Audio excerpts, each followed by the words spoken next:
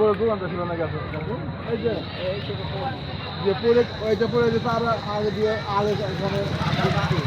বুঝে যায়